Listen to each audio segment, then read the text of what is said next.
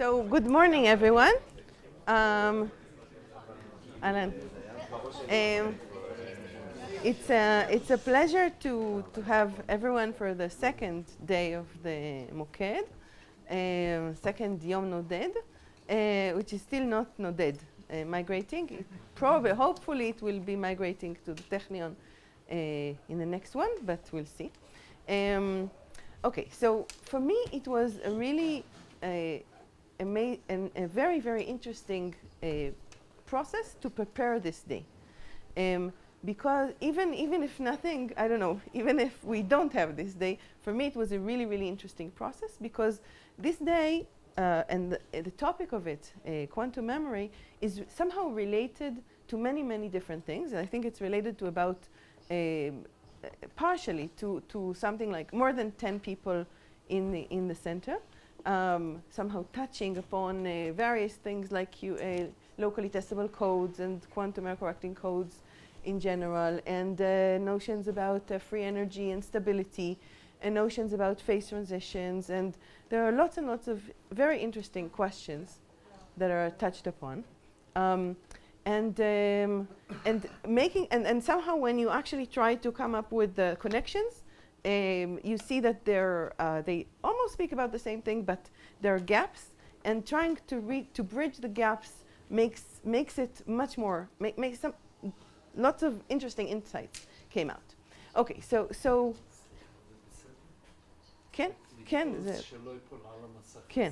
כן, תודה רבה. This is our quantum solution for that. Okay, so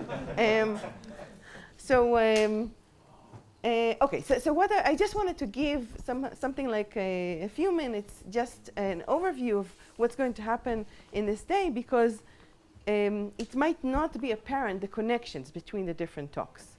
So I want to tie it, and maybe at the end of the day, if we have time, we again have something about the connections and questions, etc. So, okay, so what is a quantum memory, or what is memory in general? So in the classical case, we have people talk about a spin system. So I'm just giving an overview of what we're going to see. A spin system interacting with what is called a thermal bath, and Eli will describe what it means, but basically it means for the computer scientists and mathematicians, it means that there is some kind of a set of constraints, and it's interacting with a thermal bath, meaning that it goes through a metropolis algorithm with some temperature. And so in the classical case, there is a way to have a classical memory in 2 dimensions below a certain temperature. And that corresponds to the phase transition in the Ising model. And that led Kitaev to ask already in 1997, is there a quantum memory? Is there an analog for this in the quantum regime? And what do we mean by this? It means that there is sort of a passive way to remember physical states. Passive meaning that you prepare the system and you let it evolve. You just put it in an environment in some temperature, and it remembers. It stays for an exponential time in a state whose majority is, say, up. And is there a quantum analog of this? And so in this day, okay, so this led Kitaev to define his beautiful toric codes and homological codes, and it opened a whole new direction, a whole field with very beautiful results. And it was known that in the quantum case, in 2D it is impossible. It was shown early on. And so even though the toric code is 2D, but if you put it in a constant temperature, it is not stable. It does not have a memory. But in 4D, so 2D no, 4 legs good. Does it in 4D? I was just reading 1984 yesterday with my son. That's why. In 4D we know that there exists such a memory. In 2D no, and there was a very big question of whether 3D is possible. And actually this day is very timely because 3 weeks ago there was an announcement that in 3D it is possible. It's still not peer-reviewed, but it seems like a correct result. It's very, very deep and seems correct. So this is very exciting. By Bala Subramanian, Davidova, and Lin.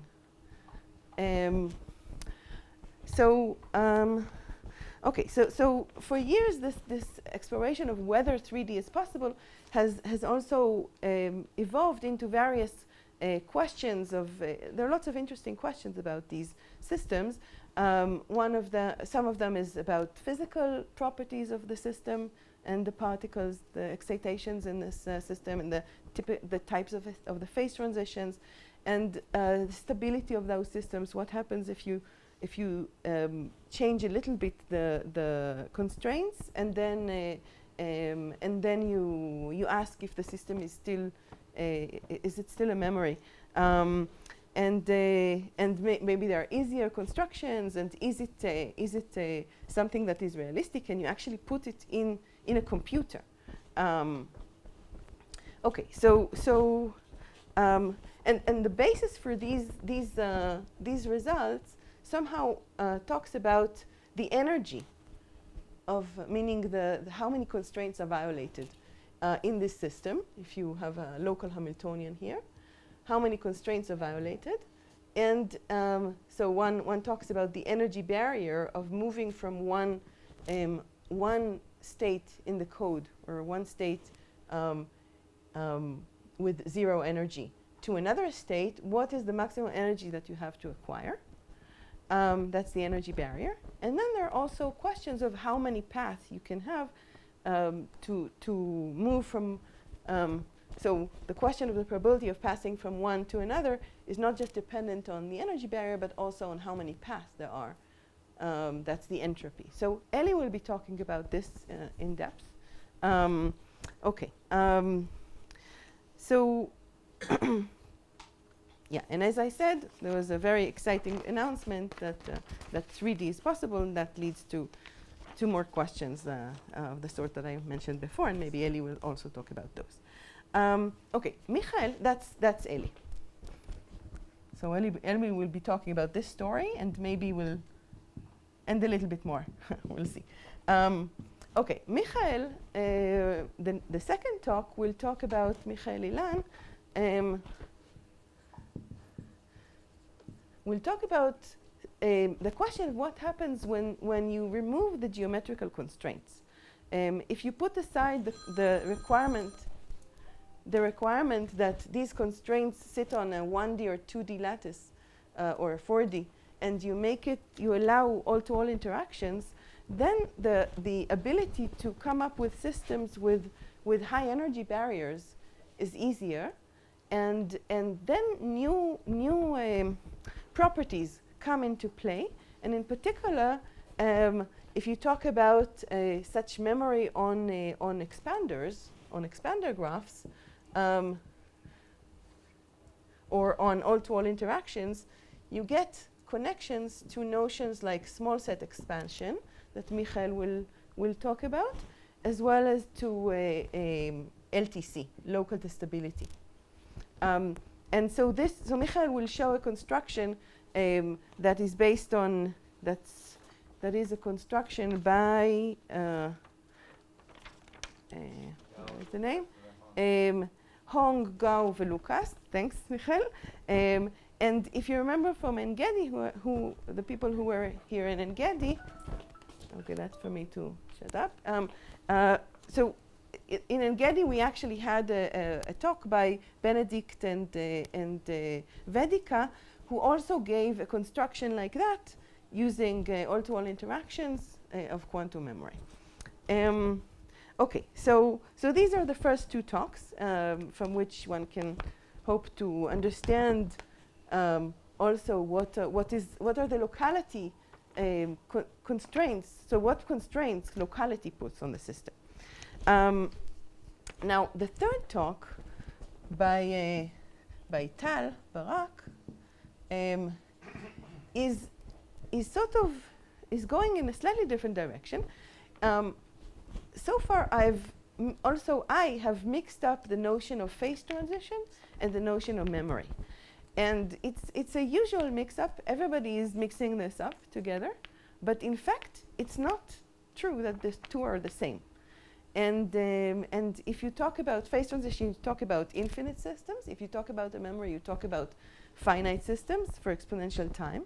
And it's a very strong common belief that the two are the same, but they're not in certain cases. And Tal will explain why it's intuitively the same, but why he will give examples for when it is not. And also we'll talk about how to take these questions to the quantum regime, this connection between non-uniqueness and uniqueness of the Gibbs measure and memory to the quantum regime.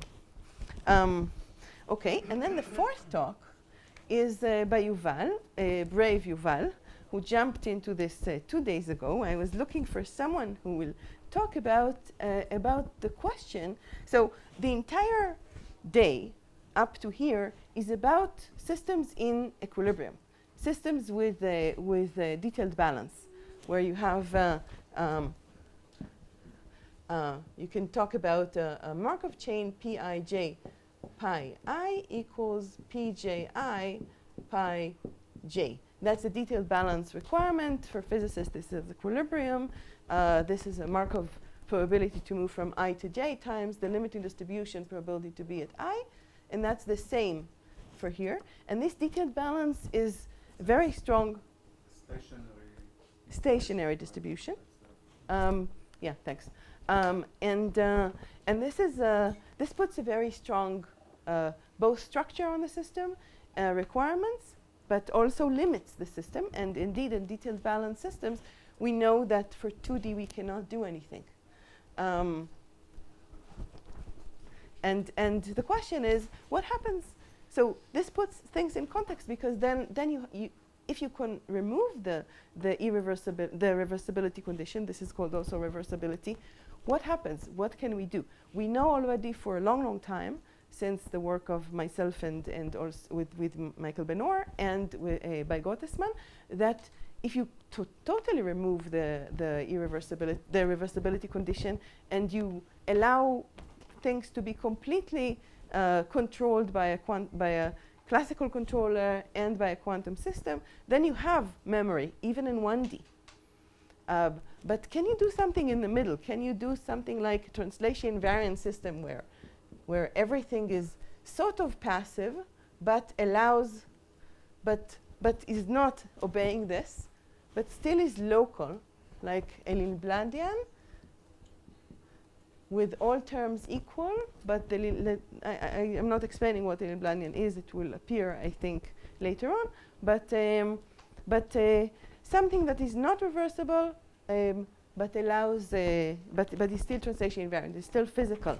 Can you do 1D or 2D? So this is to put things in context, and Yuval will tell us what interesting things can happen when you remove the detailed balance condition. Okay. So with no further ado, let's have Eli.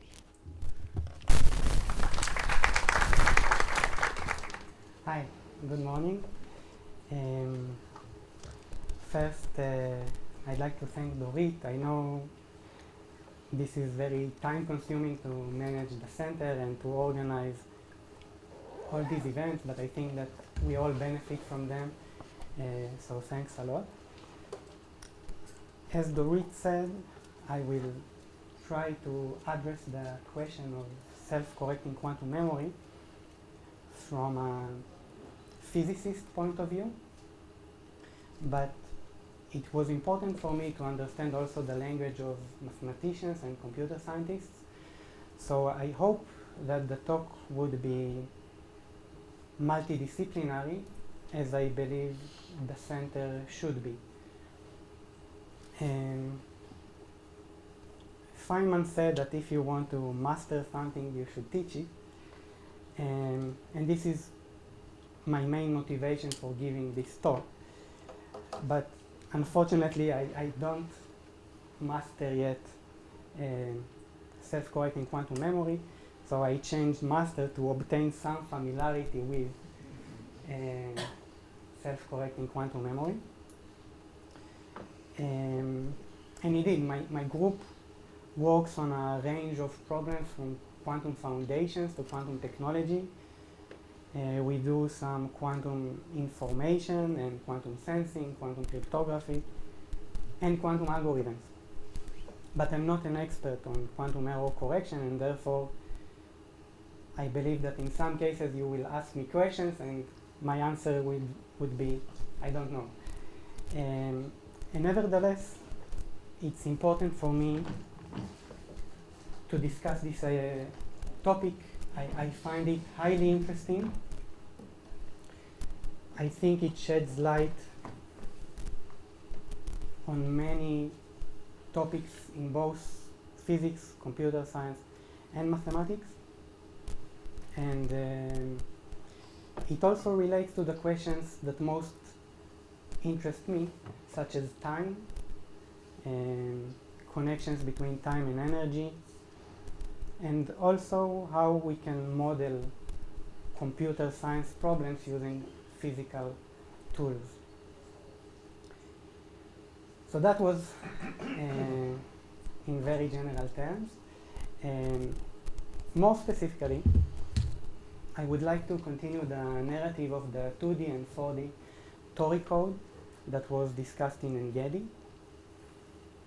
I will argue that energy barriers are necessary conditions for self-correcting quantum memory and also self-correcting classical memory. But there is also entropy. And entropy is mostly dictated by the geometry of the problem. And it's not less important in deciding whether eventually there will be a self-correcting quantum memory. And so eventually, the main concept here and the main cost function, you could say, is the free energy. And it's a term well known to physicists coming from thermodynamics, but I will introduce it and explain why I find it so central for this problem.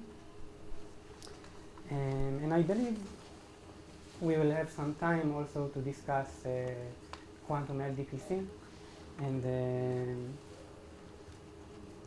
say a few things about expanders. So for me, the main illustration and the main idea is the following.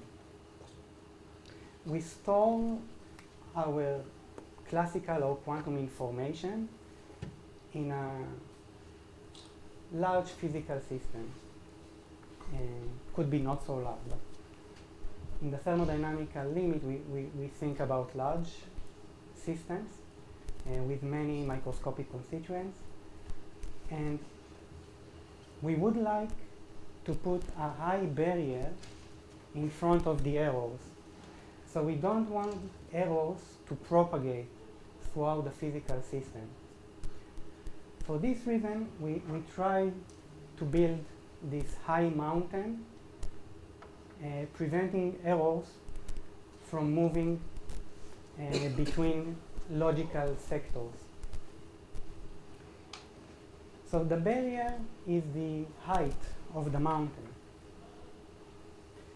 But in this context, entropy is the number of roads that the error can take around the mountain. So there could be one very steep road to the peak of the mountain, but there could be many more paths which are more traversable. And eventually, it is this interplay between the height and the number of roads, or energy and entropy, which determines whether there will be a self-correcting classical or quantum memory. So this, in some sense, is one of the main messages of the whole talk. And I think it also has an even more intuitive meaning. So suppose you have a really nice memory that you want to recall. And one easy thing would be to take a pencil and write it on a piece of paper. Better would be to use an ink and some cardboard. Even better would be to carve it on stone or use some metal. Why is that? Because of the energy barrier. The energy barrier needed for making changes on stone is larger than the energy barrier needed to make changes when you write with a pencil on a piece of paper. But we also need to take into account the many ways in which the paper can be corrupted, or our writing on the paper can be corrupted, and the various ways in which the letters we carved onto the stone can be corrupted. So if it's a piece of paper, we would take it and save it in some safe, such that no one can use it. If we take this piece of paper and put it in our pocket, then it can be wrecked in many, many ways. It can be deteriorated in a large number of ways. So the entropy, the number of ways of corrupting the message, is large. Similarly, if we have this stone, we wouldn't put it in a highly touristic place where people can touch it and climb upon it. And so we need to lower the entropy.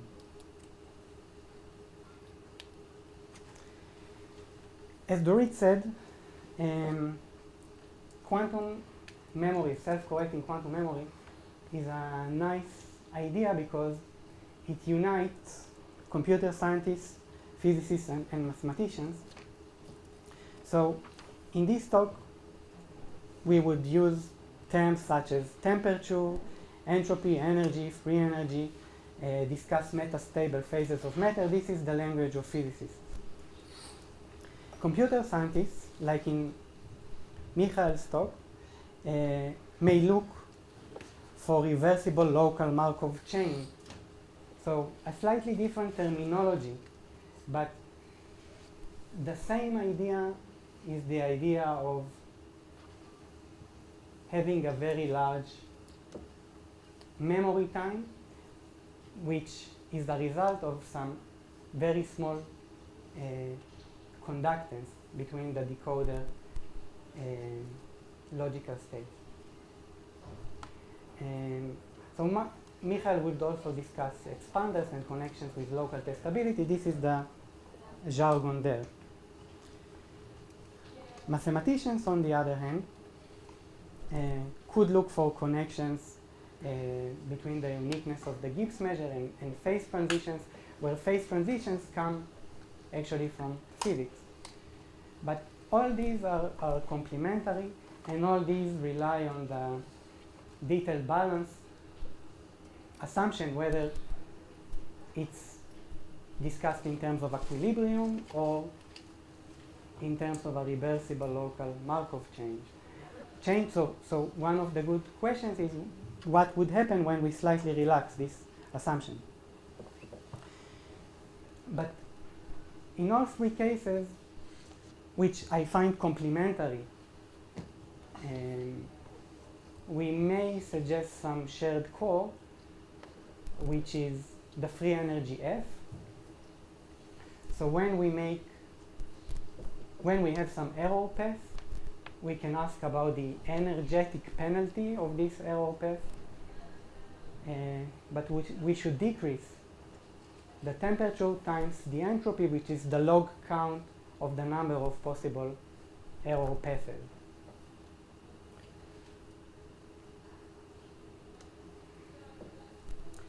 I'd like to connect this talk to Nadav's excellent talk in Engedi. This was the concluding slide in his presentation. Three main notions that we will use would be the coupling to a thermal bath, which I will expand upon in the next slide, and the assumption of detailed balance written here.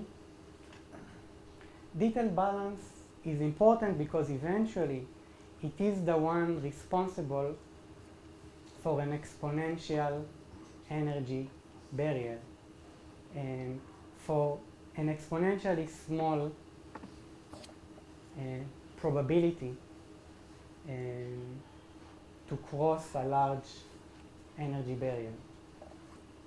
So this is a crucial assumption throughout the presentation. And what we eventually look for is some critical temperature, Tc, below which the energy cost of loops, of propagated errors, becomes large. But physicists know that large need to be compared to something with similar physical units. So energy, large energy is good, is actually necessary, but we should compare this energy to the entropy times the temperature. This should give us stability. And I won't repeat in full depth, but there are the important example of the 2D Ising model, which corresponds to the 4D Dorit code, where we can find classical or quantum memory respectively, because in these cases the loop tension or the energy beats the log count of the entropy below some temperature Tc. That's a very general background. I hope I didn't lose you till now, because this is just a recap. Now we are actually starting. Okay? So the physical model is here. We have here a physical system, our system of interest, the memory, which is coupled to a heat bed. We call it thermal coupling. And by the way, I'm sorry for the physicists. I know that part of these should be very boring, but I think it's important to lay the foundations and give everybody the suitable background. So this system is allowed to exchange heat with a larger system, which we call a heat bath or a reservoir. This system is believed to be so large that it can absorb large amounts of heat and give large amounts of thermal energy, and without changing its temperature, which remains a constant T. This is the main scenario for self-correcting quantum memory. And this is one model. So it has many connections with quantum error correction codes and with autonomous error correction. But it has some very limited story. The conditions are quite strict. I'm not speaking about various diverse types of noise. I only have here thermal noise, which is represented by the bath. In thermodynamics, we call such a coupling a canonical ensemble, which means we have many similarly prepared systems coupled to a heat bath. It has its statistics and its thermodynamic potential. And most importantly for this talk, it can be easily shown that energy EI for the system behaves according to this probability law, according to the Boltzmann distribution. So in equilibrium, that's right. So I assume that the system in heat bath reached what we call a thermal equilibrium. It doesn't mean that nothing changes, but it means that they both have now some constant temperature T. And in this thermal equilibrium, probabilities behave like that. So large energies are exponentially suppressed, with beta being the inverse temperature. So beta is 1 over a constant, Boltzmann constant, times T. And this is the same probability law which underlies Markov chain Monte Carlo models like the Metropolis algorithm. In self-correcting quantum memories, this thermal coupling is very interesting because it has a dual role. It's both the enemy because it introduces thermal noise, but in a sense it's also the engine for self-correction, because as we shall see, we have a closed physical system up to this thermal coupling. We have a Hamiltonian model. So changes can only occur through interactions with this heat bath. So changes occur only through exchange of heat.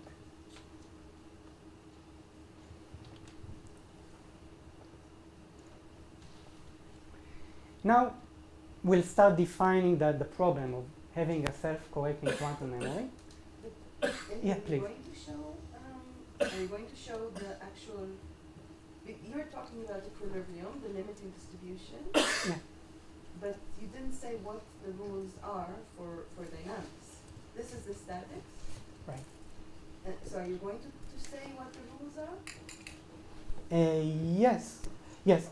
So we assume that we have this detail balance condition till equilibrium and throughout equilibrium, and the dynamics will be governed by some Hamiltonian which will be specified later. Can you go back to the previous slide?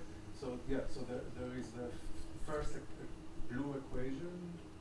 This is the dynamics. Like the probability of moving, or it defines the This dynamics. follows What? This follows from the. It's equivalent, right? So if there are the dynamics is just a bunch of transition probabilities, and the transition probabilities satisfy this equation, right? The Right. probability of moving from I to J compared to the probability of moving the other way around is this exponential minus beta. Beta is the temperature, and delta of the energy. Sorry. Yeah. Beta is a function of the temperature, and the energy difference is just this is the next. it's just the energy difference between J, the J and the I states. So now, and now all you need in order to know the dynamics is to know the energy of each of the states. And that's given by a Hamiltonian, which we did. Yes, yes, yes. The Hamiltonian will be. But all of that is classical. Right, right. I'm starting from a classical memory, moving to a quantum, and then back and forth. But yes. This is clear. Is this clear? So if you know the ratio between the transition probability from I to J and J to I, does it completely determine all the transition probabilities? You can minimize the probability to be lazy, and then it does. To stay, and then it does. So you can Otherwise, you can just. So you can think of the following process just to have in mind. Given a Hamiltonian, you pick a set of bits, meaning you pick I and you pick the set of bits that HI acts on, and then you can change saying the bits on this in this set, you suggest a change, and then if that change decreases the energy, you do it, and if that change does not decrease the energy, increases the energy, you do it with probability, which is e to the minus beta, the difference in the energy. And then you can show A, that the detailed balance is satisfied, and B, I don't know what, do we need B? No, and that's it, that the detailed balance is satisfied, and that the limiting distribution is, States, right? sorry? Absolutely. Yeah.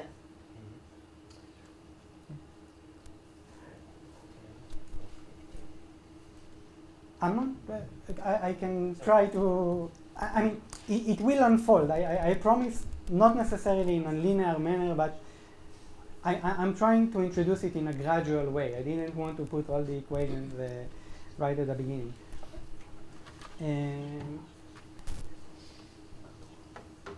Okay, so the main idea for a self-correcting quantum memory is that quantum information is stored in some metastable low temperature sector in some ground space of the Hamiltonian. Because the detailed balance tells us this rule, how we change the state or how we update the dynamics, but it contains this delta E. And delta E will be determined by the dynamics of the system, which we call the Hamiltonian. And this Hamiltonian has a large spectrum, it has many eigenstates, but we would like to store our memory in the lowest possible state, the one which corresponds to the lowest eigenvalue of the Hamiltonian. Typically it will be degenerate, so it's not a single state. It has to be, It's we a have a memory. subspace, right. It's a large subspace, which we call the ground space of the Hamiltonian. The goal is that thermal defects may appear, but the encoded state will remain recoverable. So we stay in the vicinity of this ground space of the Hamiltonian. What makes a self-correcting quantum memory distinct is that there's no active error correction. There are no syndrome measurements, and the decoding is performed only at the end of the process. So there's no error correction, there's no external driving or some engineered dissipation, which are interesting, but not in this, not for this problem. It's a completely passive scenario. And as we discussed, the heat bath has a dual purpose. It creates errors, but it also allows these errors to relax due to detailed balance, or because of the metropolis algorithm that Dorit mentioned. We can ask what happens when we flip one of the spins. Typically this system is described as a lattice of many interacting spins affected by some magnetic field. And we can ask what happens when we flip one of the spins. If we flip one of the spins and the energy decreases, then we keep this new configuration.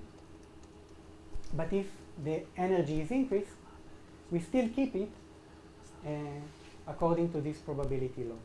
So we have the dynamics of interacting spins and magnetic fields, which give rise to this energy spectrum, and we have this update rule, which stems from the detailed balance or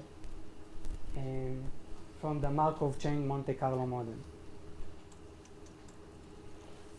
Now, the test for a self-correcting quantum memory is whether at some low temperature sector the lifetime of the memory can grow, hopefully exponentially, with the size of the system.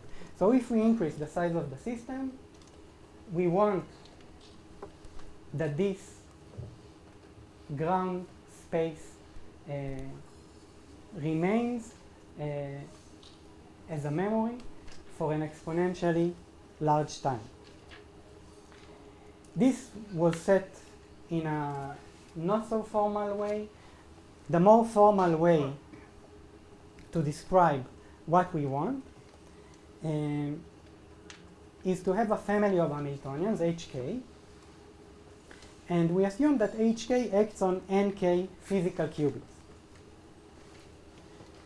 Now we encode just one logical qubit in the ground space of this Hamiltonian Hk and evolve it under the local thermal dynamics. Yes? In the ground state of HK or the sum of No, okay. So this is confusing. And you are right to point this.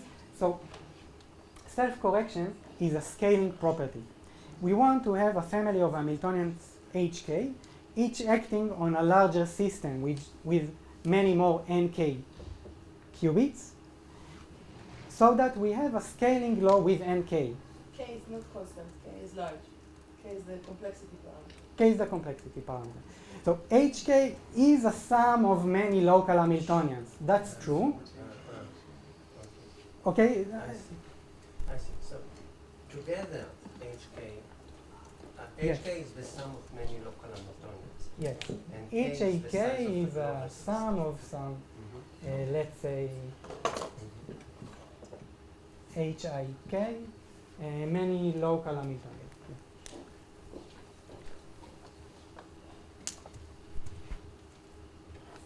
Now we can define the memory time, Tmem, as the maximal time for which the encoded information can be recovered.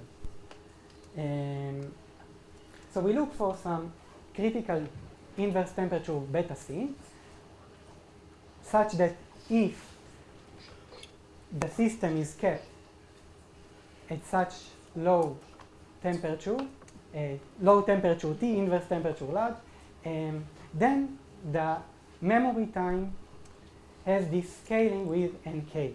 So the memory time grows like some exponent of nk to a positive power eta. Not for all temperatures, but for inverse temperatures which are larger than beta C. If this condition is obeyed, we say that Hk is self-correcting. The family of Hamiltonians is self-correcting because we have a good scaling behavior. I have a general question. Yeah. So, if you have such a system, you have quantum memory that can stay idle and remain protected. Right. But suppose you want to act on it. So is it clear that when you change it to another state, it goes to the correct state and not to another ground state? Right. The logic here is like in error correction codes. So we need to have logical operations which commute with the dynamics. We want the ground state to remain the ground state.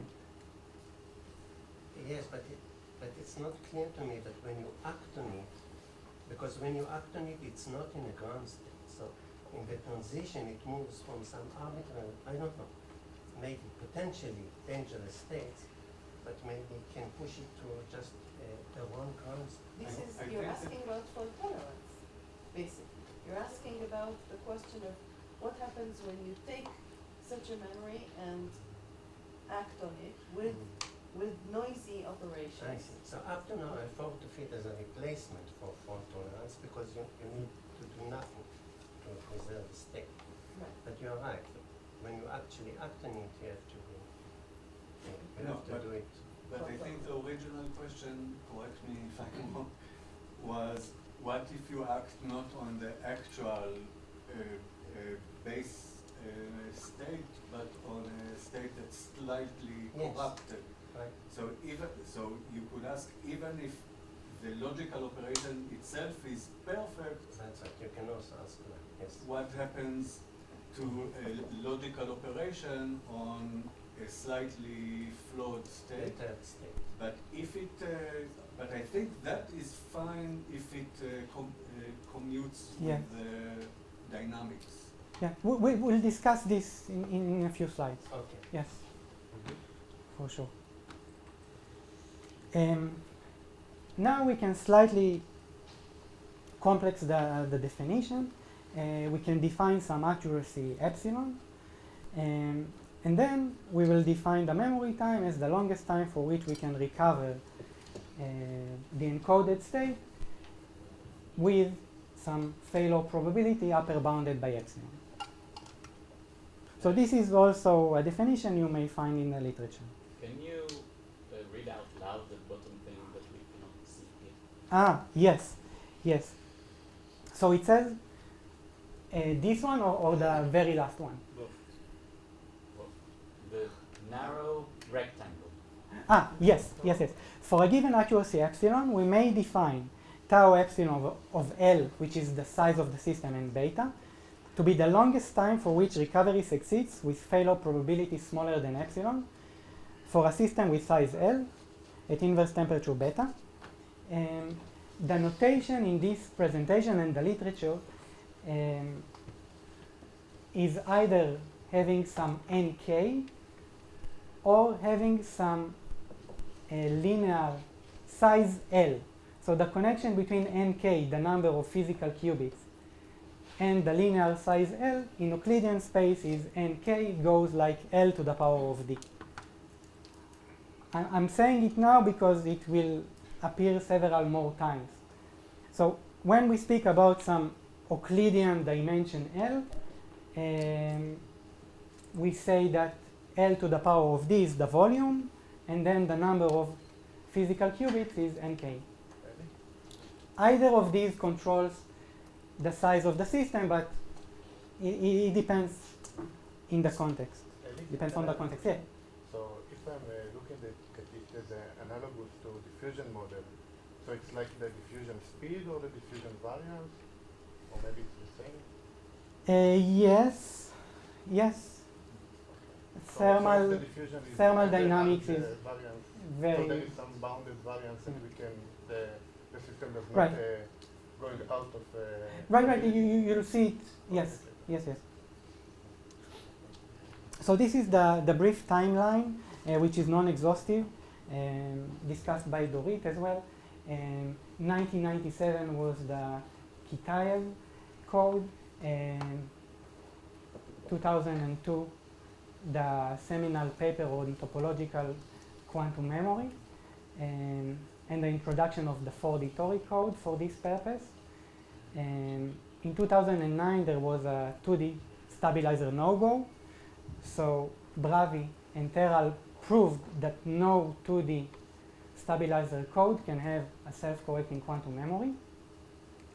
And by the way, this is also the outline of the presentation.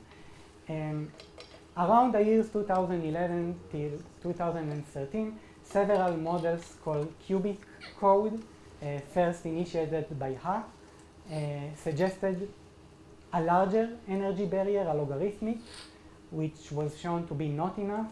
Then also an even larger energy barrier didn't suffice. But then a different type of models was introduced, which you know very well, the quantum LDPC codes, or those based on expanders. And most recently appeared a paper which discussed how to have a random embedding of sort of quantum LDPC codes in 3D geometry.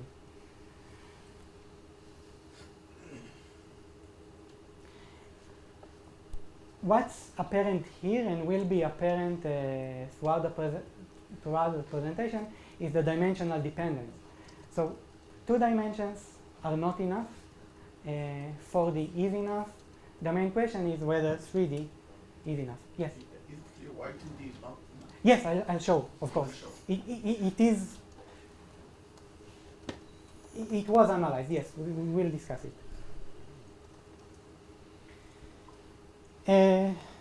So, now we will have some even more rigorous definitions.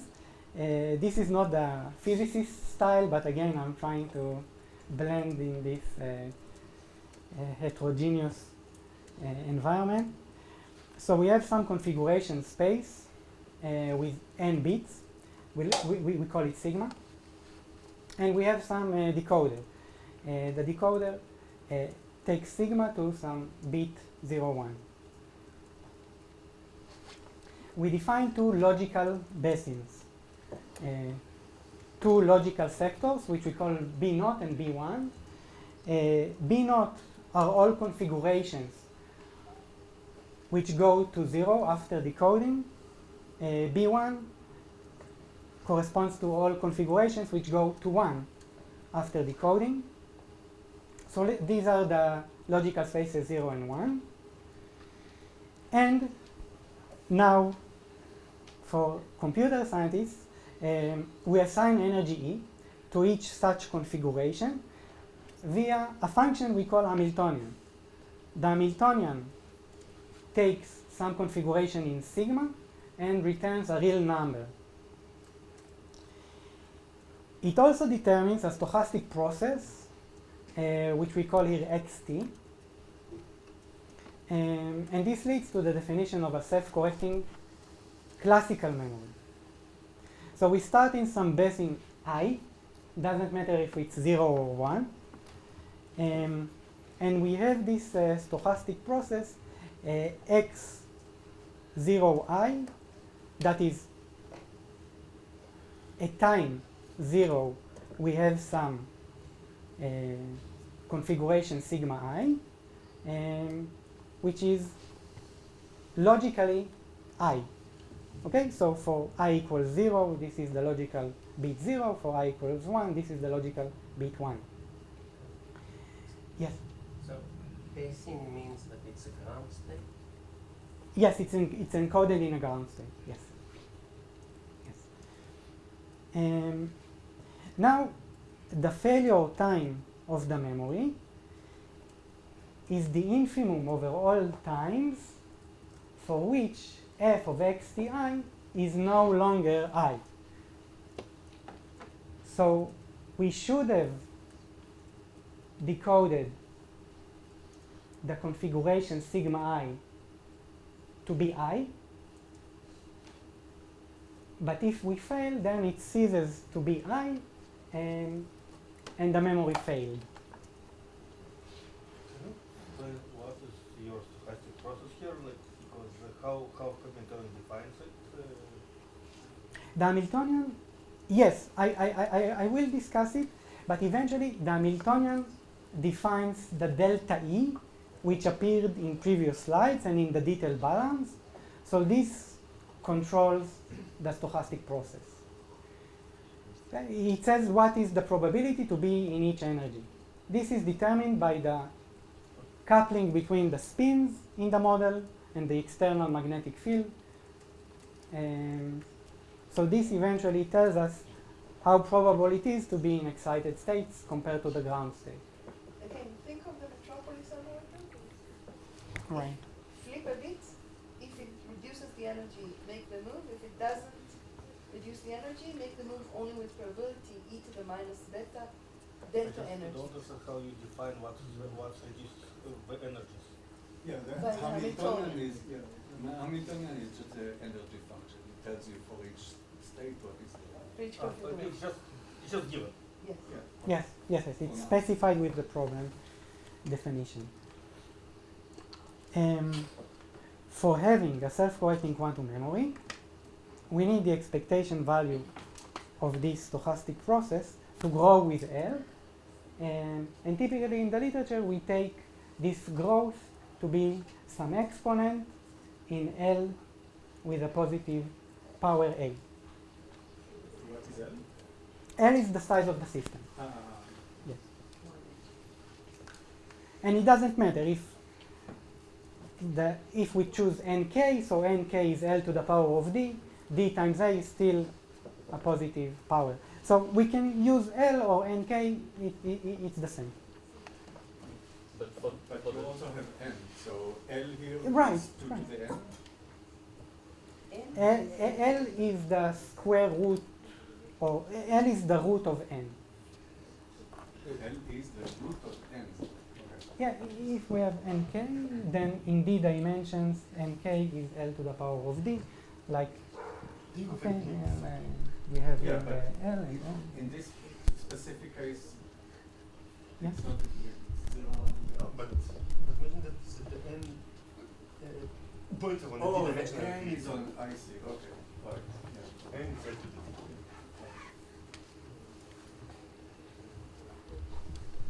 So what we would like to have are two logical basins which are metastable under this local reversible thermodynamics. But for the definition, it's not for every, like when you say starting a basin, it's not the worst case of starting. Right, I'll discuss this exact point. I hope. If not, please tell me, but yes. Yeah, but let's just assume for now that you start from 0, 0, 0, or 1, 1. Yeah, one that state. would be the simplest. Yes, because eventually you are right that the problem is not with the basins themselves, it's with the barrier. It's what we need to overcome to move from one to the other. So the energy barrier is defined here. We can imagine that we start with the basin corresponding to the zero logical subspace, and we move through some local error path, through some Markov chain, and to the local basin corresponding to the one logical bit. So this is a local error path in configuration space. More pictorially, we can see it here, and I think that this figure may relate to some of the questions before. We start with some ground state. We may have some local thermal moves around this ground state, but it is a ground state, right? It is an equilibrium for this configuration, so it's not so easily shaken. And we have far away another ground state which corresponds to the other logical bit. This is the B1 basin. To move from one to the other is not so trivial. The Hamiltonian is constructed in such a way that there is a very large, or hopefully there is a very large energy barrier, which we denote by delta E double dagger of gamma. Gamma is this path. It's the local error path that we may take from one configuration to the other configuration. Path meaning that every time you change a single bit? Yes, yes. So it's the maximum of the order? Right. So the definition is the following. The energy barrier, delta E double dagger, is defined as a min-max. So we actually ask, what is the worst energy cost that we encounter around some path like this, gamma? And then among all paths gamma, we ask which path has the smallest such energy cost.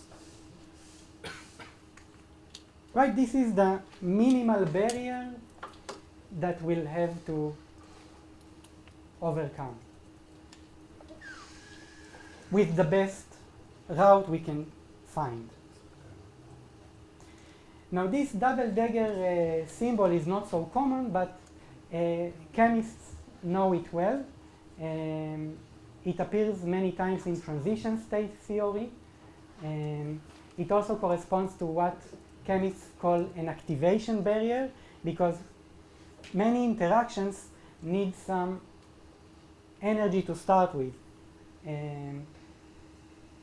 Sometimes in physics we call it, okay, never mind, but there is some initiation energy for the process that we need to overcome.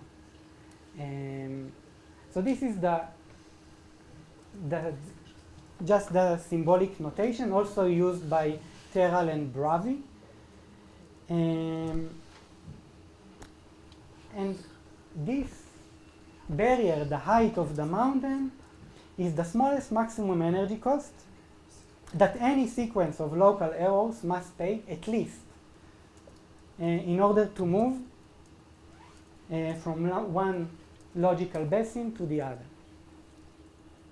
So gamma This is is not important. a real parameter, right? Because we maximize over it. Right. This is for a specific gamma.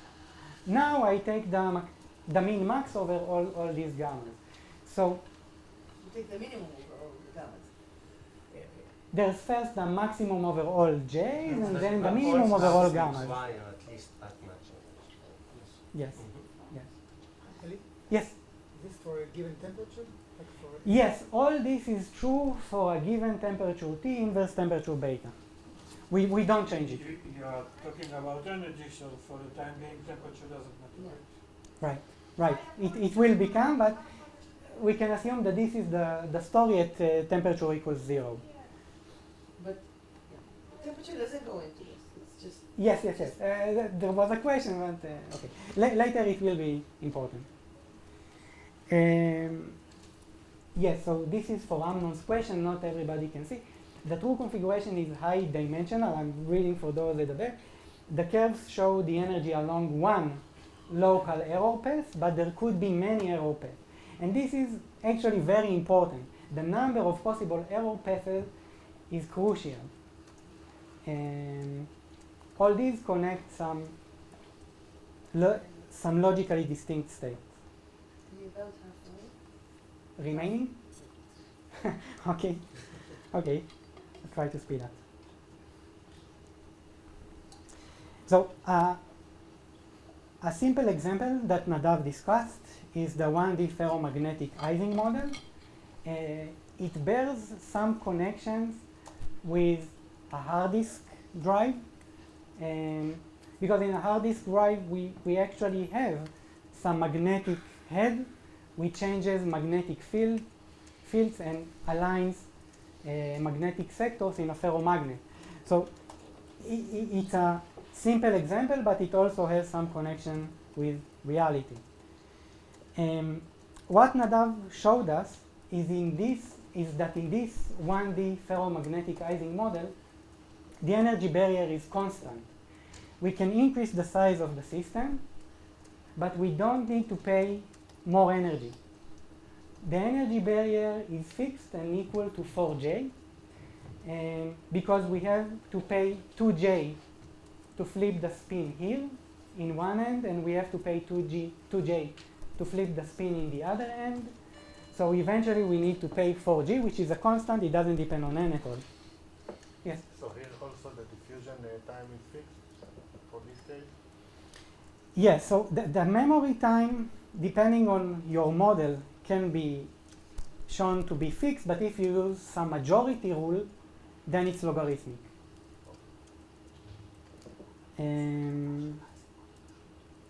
Okay, so I think we can skip the rest. I'll now try to be a bit quicker. We saw the definition of a self-correcting classical memory. Let's see the definition of a self-correcting quantum memory. We have a family of local Hamiltonians, as discussed, HK, with ground space CL for encoding a qubit. Now we have a local thermal dynamics, again determined by some Hamiltonian. We call it phi t. It's time dependent, and there's beta, the inverse temperature, and we have some decoder, but the decoder acts only at the end of the process. Now we define the epsilon dependent memory time to be the supremum over all times, such that if we have some encoded state and we have this thermal dynamics and we have the decoding, then the result is epsilon close to the identity channel on the logical qubit.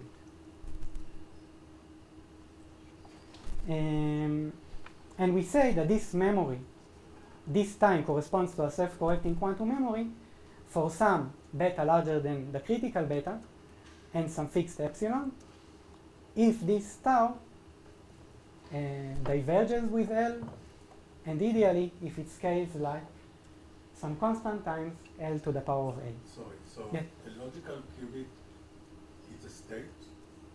A logical qubit is a state, is a physical state of many physical qubits. It's a physical, Yeah. it's a state. Yeah. And so what does it mean to be have some close to identity on a state? No, this is the channel. This is the process. The process should be identity, the state should be itself at the end. Okay, so the channel is an it's just, I'm trying to understand like Yeah. The types of the elements that appear in this Mhm. sentence. So there's a channel. Yeah. You want it to be have some close to identity. What does it mean to be have some close to identity on the logical cube, on the space of logical On the cube? space, on this subspace, Yes. on this subspace, sorry. Yeah. Operation. Yes. Sorry. Right. Okay, so now it will be even more specific and it will be related to Amnon's question. The logical subspace can be regarded as the ground state of this Hamiltonian. This is taken from the paper by Terral and Bravi. So we have a local Hamiltonian model, and we can show that if we have some Pauli operator E, E either commutes or anti-commutes with these Pauli operators, so we can define now the energy cost of applying this Pauli operator, of applying this error. It will be simply twice the number of Hamiltonian terms here which anti-commutes with the Pauli operator.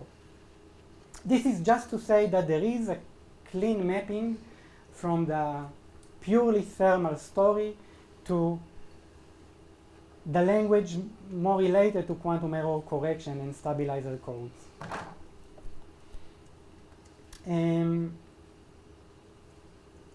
Now we can define in this language also the barrier, and the barrier again is related to some energy, the energy needed for applying those Pauli operators, or the number of Pauli operators which anti-commute with the Hamiltonian. This is the cost that we have to pay. This is the usual cost, but it's now phrased in the language of quantum information.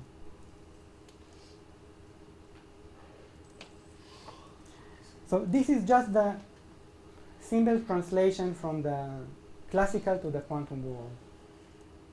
What you didn't define is the dynamics.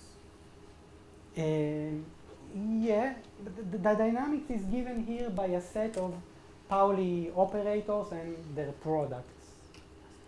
Yeah, but I mean, you defined the dynamics for a classical state system. You didn't define dynamics for You can quantum also system. think of this again, pick a random Pauli, then this will be a single flip, record the analog of a single flip, and then ask what's the energy.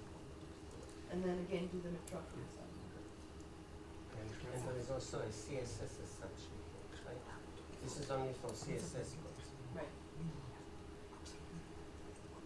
Okay, so now we arrive to the necessary conditions for a self-correcting classical and quantum memory.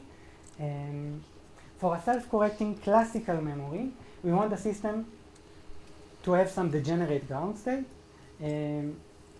As we now discussed, one has to flip a macroscopic number of spins in order to map one ground state to the other. So to move from one logical sector to the other, it's necessary that we have to flip a macroscopic number of spins. It's not so easy to move from one logical busing to the other. To allow this, we need to have some macroscopic energy barrier so that accumulating errors would be hard. This is classical.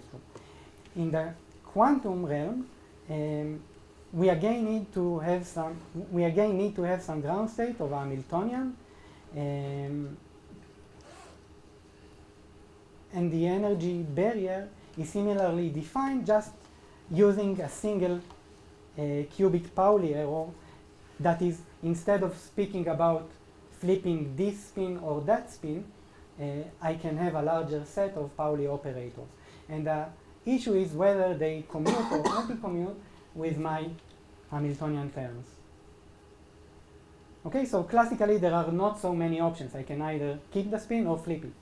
In the quantum world, I can apply a set of Pauli operators, but the question is whether they increase the energy or not, whether I can do it freely or not. And this is a CSS assumption, because I only speak about this type of Pauli errors. So I have some energy barrier, delta E double dagger or D double dagger, and we need it to scale exponentially with the size of the system. This is necessary. Not the energy barrier to scale exponentially. The energy barrier cannot scale exponentially. You mean the probability to? No, it can scale. Well, If you accumulate, it says that it scales polynomially, so, right? Yeah. Sorry, yes. I'm You- thinking you about the talk exponent, You took the probability. exponent of Yes, it. yes. Of course. Yes. It scales like a power law. It's log.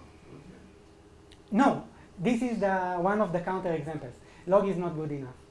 And even they show that even 1/3 is not good enough, which is interesting.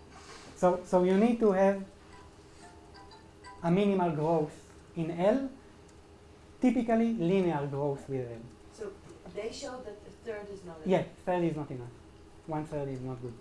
1/3 in the exponent. Here, alpha equals 1/3 is not good for a self-correcting quantum memory. Okay, so what happens in the 2D Tori code?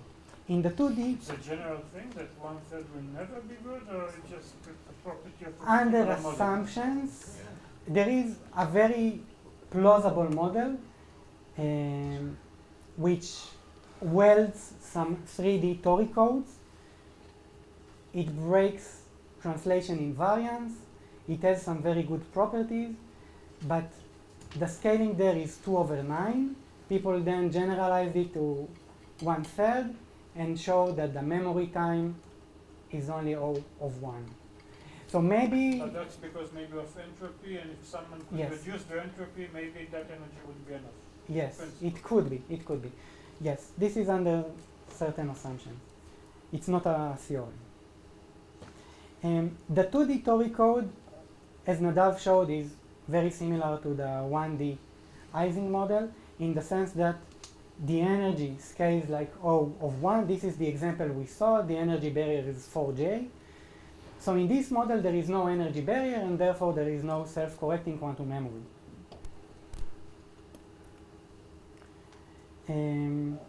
Okay, let's keep it. In the 4D Tori code, on the other hand, Nadav showed that the energy scales like the size of the system or the size of the error path. So here we do have a power law scaling, and we have a large enough energy barrier to allow a self-correcting quantum memory.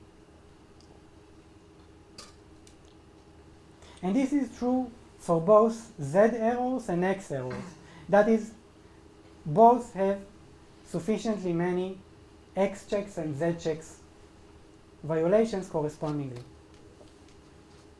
which is not the case in the 3D Tori code. This is why I emphasize this point. Don't you need L squared? I mean, is the energy barrier L or L squared? L for each of them separately. Yes, it's linear. Sorry? It's linear. I thought you need a loop. It's in Yes. 4D. Yes, and it goes like the size of the loop, like L. Just okay. Yes. 1D. Yeah. Yeah, L is the circumference.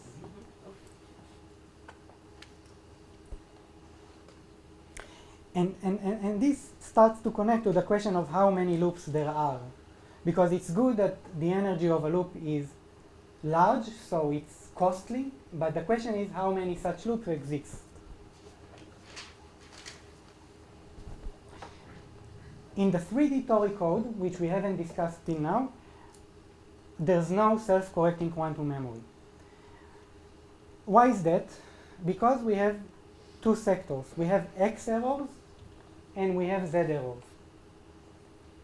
X errors are in 2D. They are like plaquettes or membranes. And the energy scales like the length, like L. This is the same behavior that we have in the 2D Ising model or the 4D Dorit code. Making errors is very costly. For this reason, the 3D Dorit code has a self-correcting classical memory. It can correct for bit flip errors. However, Z errors do not correspond to an area. They correspond to a line, and then the X checks are just points, and separating these points only costs O of 1 energy. So the energy barrier for the 3D Dorit code is half well and half not so well. It's a hybrid of the 2D and 4D Dorit code, because for X checks it behaves like the 4D Dorit code, but for Z checks it acts like the 4D Dorit code. For X checks it acts like the 2D Dorit code, which does not have a self-correcting quantum memory. Now we can generalize it to a d-dimensional Dorit code, where we have two error sectors, Qx with size p minus 1, with dimensionality p minus 1, and Qz with dimensionality d minus p minus 1. And p denotes the type, or corresponds to, this corresponds to the type of defect geometry. So in 2D, we have d equals 2 and p equals 1. The defects are points, and points do not cost much energy. So we don't have an energy barrier. What is P? The dimension Of the cell. Qubits. Where, Put the qubits on the p-dimensional cells. how you store qubits? So, yeah, it depends whether we store qubits on plaquette or edges or vertices and so on. So in the 2D Dorit code, we can store qubits on edges only, and then the defects are points. Points do not cost much energy, so there's no self-correcting quantum memory. In the 4D Dorit code, we store qubits on plaquettes, so the errors scales as loops. The energy has a linear scaling in the loop size, so we have a good large enough energy barrier. The 3D Dorit code is somewhere in between. Physical qubits? Logical qubits. The logic. Yes. Yes. Logical qubits in the 4D Dorit code are plaquettes. Right? And then we have the Z checks and an X check which correspond to the. Yeah, the logical is the entire thing. Sorry. Yeah. Yes. Of course. The physical qubits are in a plaquette, and then you can infer the meaning based on the entire plaquette, and you can make the checks either on the circumference or the vertex. These are the, yeah. I think you have an ability to decide where you can place the qubits. Yeah. On the This is 3D Dorit code, you can place them also on the faces. Yes. It's somewhat arbitrary, but eventually you have to place one of them. What I mean, instead of points plus loops, you can have loops plus points, but eventually d is equal to 3, so you have to make it either 2 and 1 or 1 or 2. Yeah, So you can play with x and z, and I took only the typical choice, but you can change the choices. And if you do 4D with p equals 1, then it's going to fail. Then it's going to fail, yes. And the reason is that in one direction it's going to fail? In one direction, yes. In the p equals 1 direction it fails, in p equals 3 it works well. P equals 3 is now this case of a cube, like in the 6D Tori code. We store qubits on volumes, and then the geometry of the defects is the surface of surrounding the volume. So we have a very large energy barrier. It scales with area, like L squared. But energy which corresponds to a point scales like O of 1, and this is not good enough. So we saw the homological story in Engedi. I won't repeat it, and it's not entirely related, so I'll move on. Now there is the question that we asked before, is a macroscopic energy barrier sufficient? And the answer is no. We can give here two counterexamples. There is the Ha code from 2011. He tried to overcome the line error. So he introduced some fractal structure, but still, although the geometry here is beneficial compared to the 2D and 3D Tori code, because it's not a line, it's more complex than a line. The energy scales like log n, which is typical of fractal structures, and it was shown that the memory time scales like O of 1. So it's not good enough. This also gave some people the idea that they should try models which violate translation invariance. For crystals and other solid state structures, we like translation invariance. It means that we have some repeatability of the dynamics. Everything looks the same when we make some translation. But for errors, it's a helpful criterion. Errors like dynamics to be translation invariant. And therefore, the next proposal, this is just a summary of the Ha code.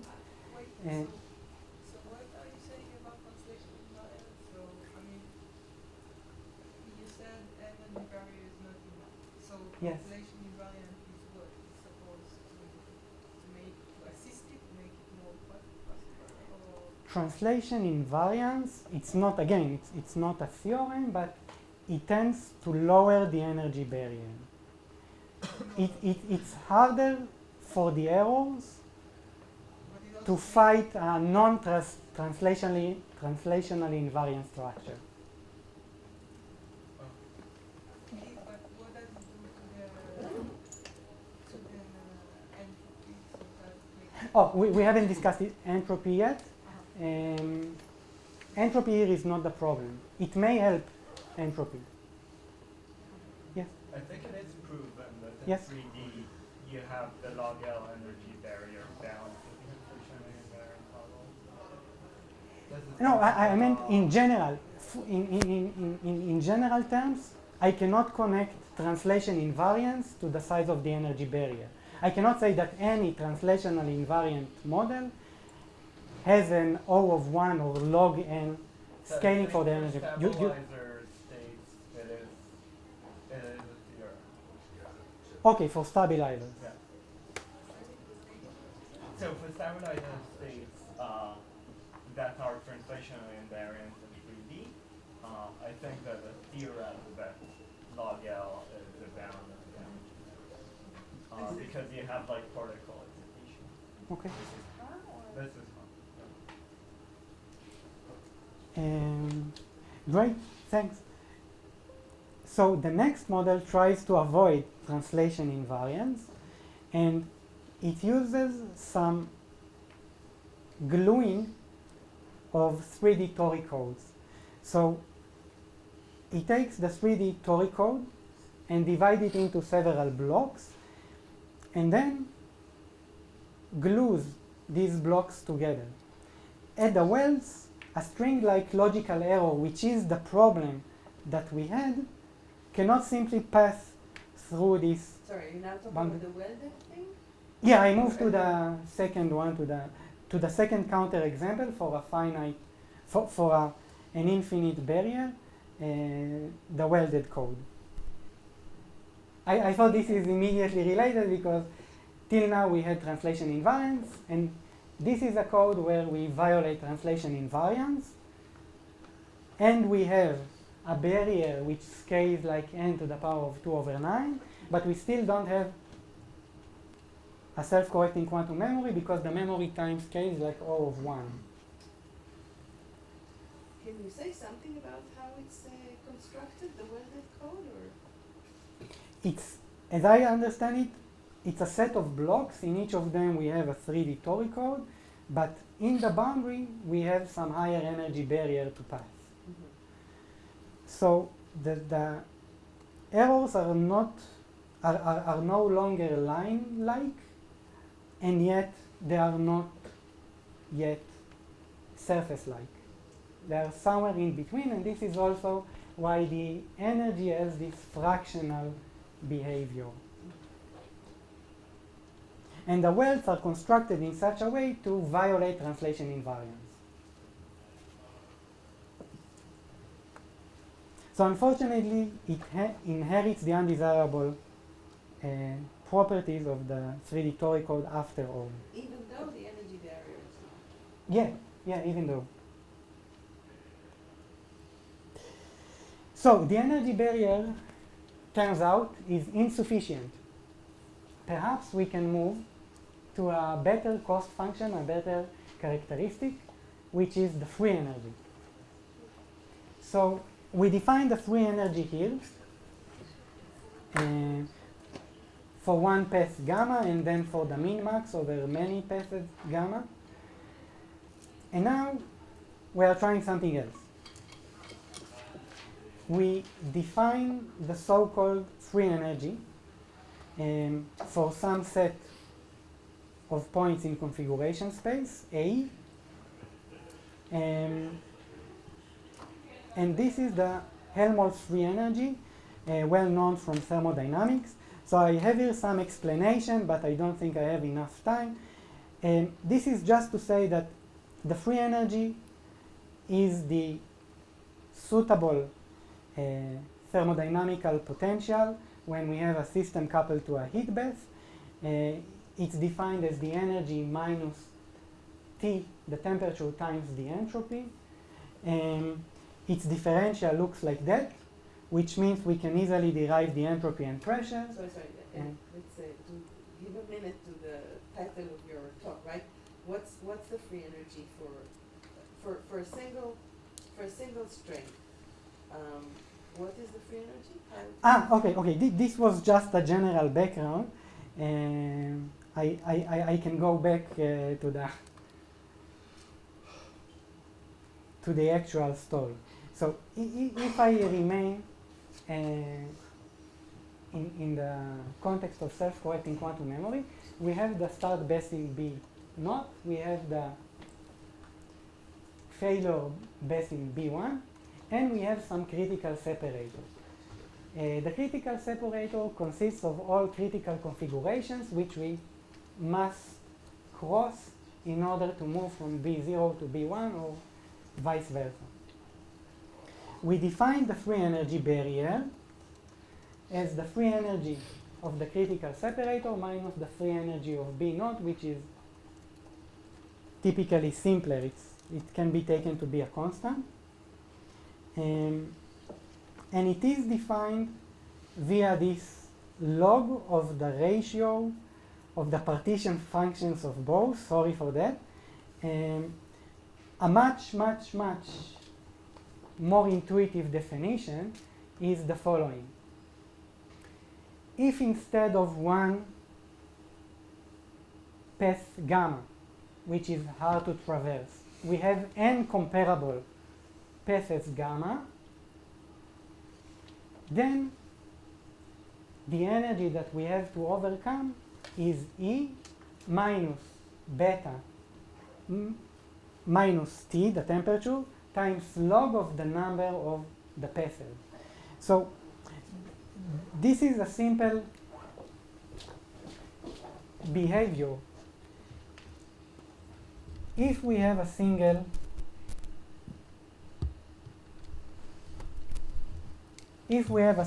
path to traverse, then the energy cost is e to the power of e to minus beta gamma. Now suppose we have n such paths. We can write this as okay.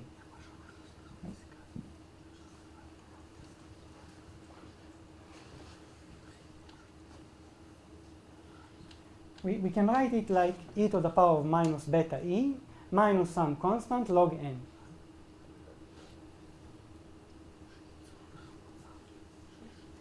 This log n has a meaning of entropy. It counts the number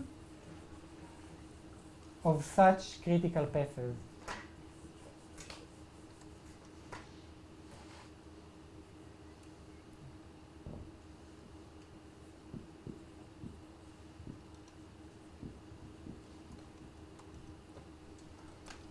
Okay, so this is a simple probabilistic argument. We need to pay n times, or we have n possibilities of traversing this not so probable path. Then instead of e to the power of minus beta e gamma, we have e to the power of minus beta e gamma minus something which depends on log n, the number of possible paths. We give log n the meaning of entropy. So is the point that you have a very unlikely flip of a logical state, but many options to go between, that's going to somehow compete on that? Yes, exactly. There's a competition between the height of the barrier and the many paths to overcome. And both may have a non-trivial dependence on the geometry of the system. So we saw the differences in 2D and 4D Dorit code, and I don't have much time, but in expanders and in QLDPC, geometry is even more intricate, and both have an interesting scaling. So I may have missed, but the free energy, what can you say about it? Is it a sufficient condition for exponential time? Or? I present it as an open question. It is a good candidate. Wait, did you jump on all these? No, I'll return, but just to say that this is an open question. We are short in time, so Yeah. let's limit it to 5 minutes. Okay. Yeah, Amnon? Is it a necessary condition for having a Energy barrier is necessary, so free energy should as well be necessary. Even more so, because it's a stronger condition. It takes into account also the deficit due to entropy. Is it known to be sufficient? That's what Let's be more modest. It's a conjecture, that's what Guy was asking. Yes. So the free energy, Linear energy barrier is sufficient. yes. It is linear. Linear energy barrier or linear free energy We see barrier? that in the next lecture. In your talk, we will I see think, that linear energy barrier is sufficient? Linear and system size, which is something that you Yeah. cannot get in finite dimension. Yes, you're right. So physical systems typically want to do two things, or mainly. They want to lower the energy and maximize the entropy. The free energy takes these two important considerations together. The free energy will be minimized once we minimize the energy and maximize the entropy. For errors, this goes the other way around. We need to have an energy barrier which is the largest possible, and entropy which is the smallest possible. Then the free energy, which is the difference between them, will be the highest possible. So escaping the logical basin is not about the height. It's more about the flux of possible paths that we can take. And the quantifier is the free energy barrier, defined as the energy barrier minus T times the entropy. In the Tori code, this works well in 4D. In 3D, we saw the differences. Wait, can you show that? Yeah, this is what we discussed for the 3D Tori code. We have the two different sectors. And for X errors, we have a good scaling, linear in L. For Z errors, we have an O of 1 scaling, which is how not do so you good. see it in the free energy? In the free, you also have a free energy The in free one energy, direction and another yes, direction. So yes. what happens in the In the free energy, we have this difference between the two sectors at low temperatures. In one of them, the free energy grows with the size of the system, sort of linearly. In the other one, it has a very weak dependence on the temperature, on the size of the system. It's basically a constant. And this is the place where... And what happens Yeah. for the hack code and the regulatories? In the hack code, we have energy which is log n. In welded trees, we have energy which is n to the power of Yeah, but 2 what over n. happens to the free energy? The free energy, again, we can only decrease it when employing entropy. So it will just deteriorate the entire... So, I mean, you told us that the time is O1. Does it mean that the free energy behaves like is O1. O1 in those cases? Yes, because they are inversely proportional. Yes. Yes. Roughly, I plan to present it towards the end. If I... Okay, we are reaching the end anyway.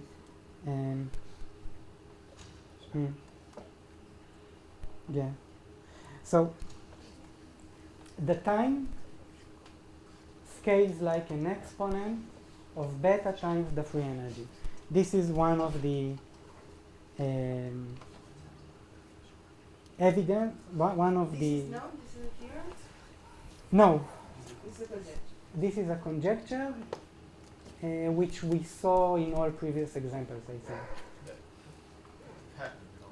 Yes, yes. What we want to do is make that negative.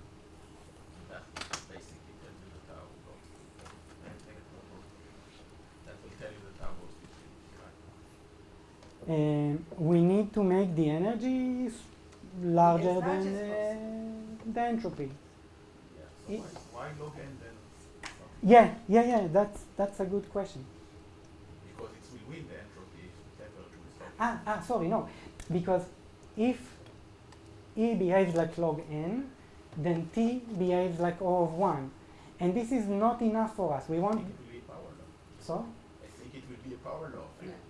So the question is how the entropy is No, calculated. but for a self-correcting quantum memory, we want tau to be an exponent I in understand. the... The power law is not the... Apparently no, no. only one. It's not Power even a law power is law. power law.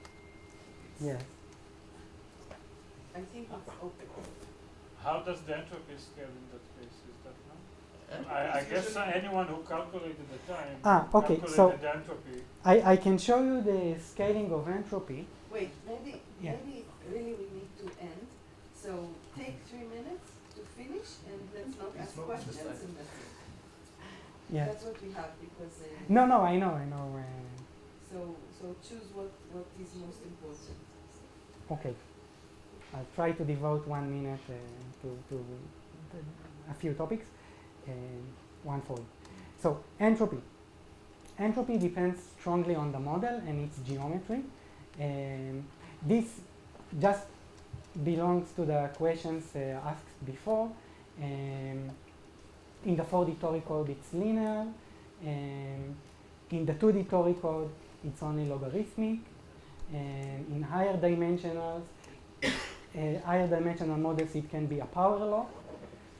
Interestingly, in hyperbolic geometries and expanders, it's linear in the distance, which is a strong dependence, relatively strong.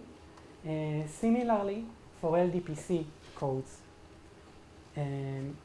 it's linear. So linear entropy means quite a lot.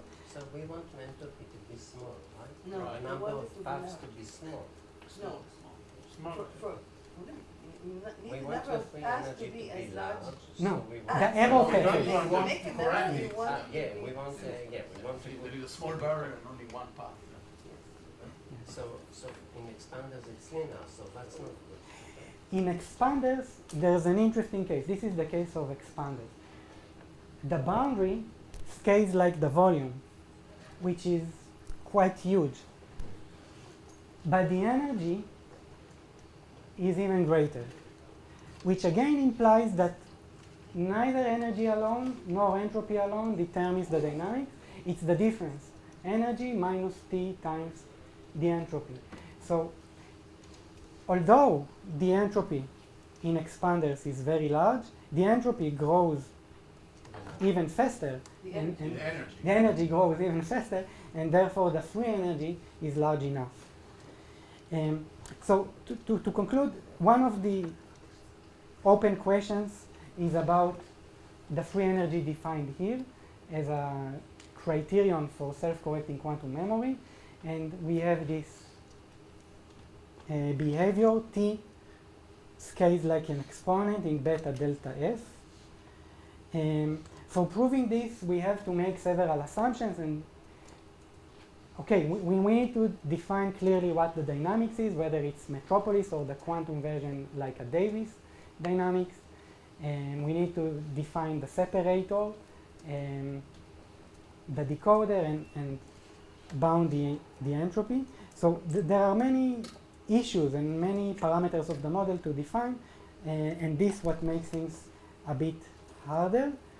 In QLDPC codes, and especially in good quantum LDPC code, we need to make sure that there is a slow thermal escape from the logical sectors, for which the free energy can also be a good criterion. The new preprint seems to manage doing all of that, so it's not translationally invariant. It is in 3D. It takes the Tori code, but improves it in a form which is more related to a quantum LDPC code. So you Via say random there's a embedding. random embedding of Yes. the NDPC codes in 3 dimensions. Exactly, yes. Which seems to have an exponential memory time. So, So the dimension corresponds to the locality Of the lattice. so you need a free local quantum LDPC code? No, To it's embed not, it. it does not correspond to the locality of each term in the Hamiltonian. It corresponds to, when he says embedding in 3D, you mean in a 3D lattice, yeah, 3-dimensional lattice, like a cube. because Where till the now, qubits sit in a 3-dimensional lattice. But you want it to be geometrically local, right? With Yeah. So local if interaction. the locality is 100, how can you embed it?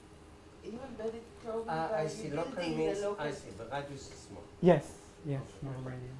Local in space. So I'll just finish with some questions. Can we prove the sufficiency of the free energy? Additional questions. Can we slightly relax detailed balance, which is a strong assumption here, which may not be obeyed? Also, what may survive when analyzing different types of noise? We only discussed thermal noise, but the logic here seems sound, so maybe we can extend these results to other types of noise and maybe to autonomous quantum error correction. And can we imagine additional physical models? We were kind of attached to the Ising model, but it doesn't mean that there are no other models. For instance, in classical memories, there's also now the flash memory. It's a different physical mechanism based on electric charges, not magnetic fields, so maybe there is a potential there. From a fundamental point of view, I noticed when I prepared this talk some kind of a time-energy, not exactly uncertainty relation, but some time-energy correspondence, which I think would be interesting to investigate. I really wonder about the role that memory has in quantum measurements, because when we make a quantum measurement, we couple a quantum system to a larger macroscopic system, and the macroscopic system obtains a robust long-term memory of this quantum system. So what does it mean in our language? What does it mean about the free energy? Which also reflects on the quantum classical interface and the appearance of macroscopicity in general.